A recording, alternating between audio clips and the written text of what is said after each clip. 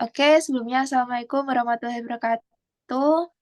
Perkenalkan, nama saya Firentina Najah Sabila dengan NIM 74 dan di sini saya bersama rekan saya yaitu Muhammad Fauzi dengan NIM 258.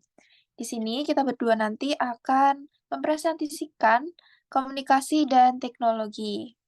Oke, bisa langsung di next.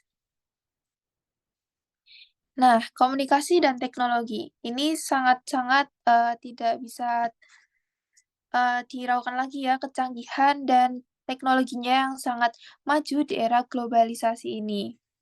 Dengan segudang kecanggihan dan kemudahan yang dibawanya, mampu mengantarkan manusia ke sebuah tantangan yang memiliki kualitas dan standar hidup yang lebih baik tentunya. Oke, next. Nah, di komunikasi dan teknologi ini tentu saja banyak dampak positif maupun dampak negatifnya. Nah, yang pertama di sini ada dampak positif, yaitu yang pertama, menghemat jarak dan waktu. Tentu saja ketika ada teknologi, pasti kita bisa melakukannya di mana saja tanpa ada batasan waktu tentu saja. Jadi kita tidak perlu untuk susah-susah untuk bertemu, seperti itu. Jadi kita bisa melakukannya di mana saja dan kapan saja. Yang kedua tentu saja menghemat biaya karena kita tidak untuk tidak bertemu secara langsung, kita bisa chattingan atau telepon ke teman kita bisa dari rumah. Lalu yang ketiga ada lebih kreatif dan imajinatif, lalu mudah dalam mengakses, selanjutnya dapat dilakukan kapan saja dan di mana saja. Yang keenam, memperluas silaturahmi dan pertemanan. Yang ketujuh, dapat melakukan pesan ke beberapa tujuan secara bersamaan. Dan masih banyak lagi ya tentunya. Dan dampak positif ini juga pasti ada dampak negatif ya. Yang pertama yaitu, bisa di next. Nah, yang pertama yaitu ketergantungan dengan layanan internet. Nah, lalu yang kedua ada banyaknya penipuan. Nah, banyaknya penipuan ini bisa sering banget terjadi di aplikasi-aplikasi chatting, kayak misal kita disuruh memencet link yang itu mendapatkan kita dapat dengan mengiming-imingi kita mendapatkan saldo, ternyata kita malah ditipu, saldo kita yang terkuras. Itu biasanya sering terjadi. Lalu yang ketiga, tidak mengetahui secara pasti dengan siapa kita berhubungan. Yang keempat, kerahasiaan pribadinya kadang-kadang tidak cukup. Dan yang kelima yaitu ketergantungan. Nah, ini penting banget ya kita sebagai anak muda jangan sampai ketergantungan dengan teknologi dan komunikasi digital zaman sekarang. Emang banget, sekarang emang udah canggih banget, tapi kita harus melihat waktu juga nih ketika kita sama teman-teman, di kehidupan nyata kita, kita nggak mungkin kan sibuk, main HP terus, main laptop terus, kita juga harus menikmati kebersamaan bersama teman-teman kita atau bahkan keluarga-keluarga kita, biar kita tidak main HP terus, seperti itu. Oke, selanjutnya akan dilanjutkan oleh teman saya.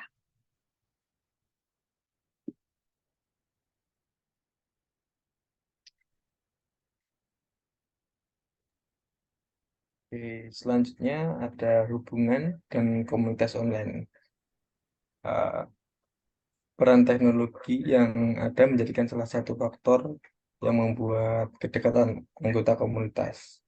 Ada dengan adanya kemudahan menggunakan teknologi sebagai platform penghubung antar anggota komunitas online. Seperti halnya di Facebook, entah Instagram, entah TikTok, seperti jual beli. Itu adalah salah satu hubungan dan komunitas komunitas online. Selanjutnya ada pertimbangan etis. Prinsip-prinsip komunitas etis berfungsi sebagai lampu penuntun yang menerangi jalan menuju interaksi yang bermakna dan bertanggung jawab. Dengan merangkul kejujuran, rasa hormat, transparansi, empati, dan pertimbangan kepentingan kolektif.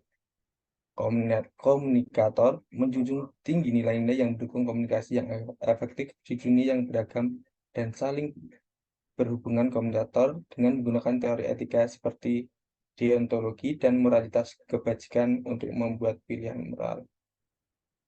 Jadi dalam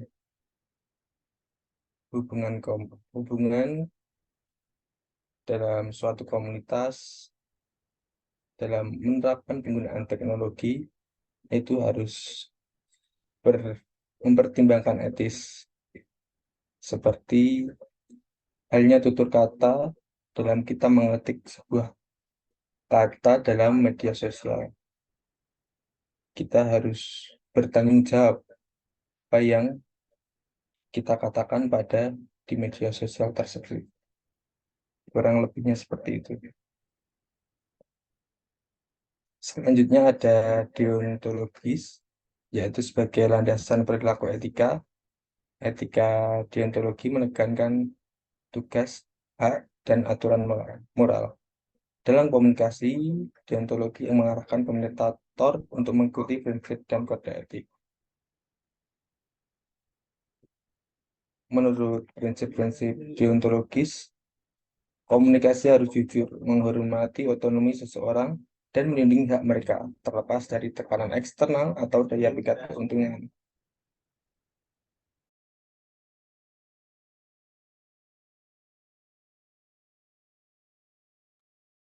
Selanjutnya ada moralitas kebajikan. Etika kebajikan berfokus pada menumbuhkan sifat-sifat karakter yang baik untuk mengarahkan perilaku moral.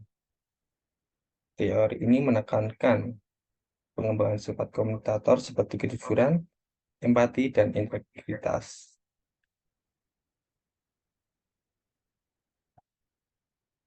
Selanjutnya ada kesimpulan.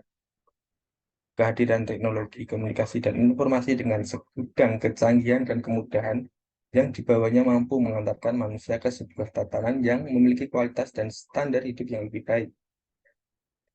Namun juga ada dampak positif dan negatif yang harus diperhatikan mengenai kecanggihan dan kemudahan teknologi yang bisa digunakan pada saat ini.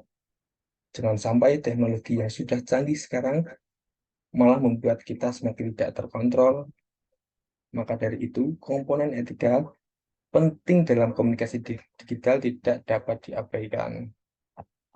Dalam setiap berkomunikasi di media sosial, prinsip-prinsip seperti kejujuran, rasa hormat, transparansi, empati, dan pertimbangan kepentingan bersama harus menjadi pedoman.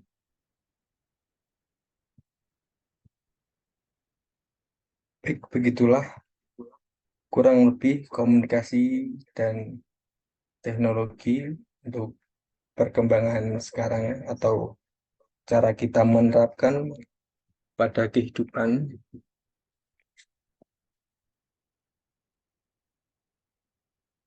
Selanjutnya saya serahkan kepada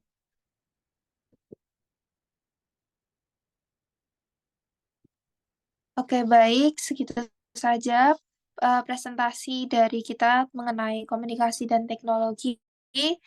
Kurang lebihnya mohon maaf. Terima kasih. Wassalamualaikum warahmatullahi wabarakatuh.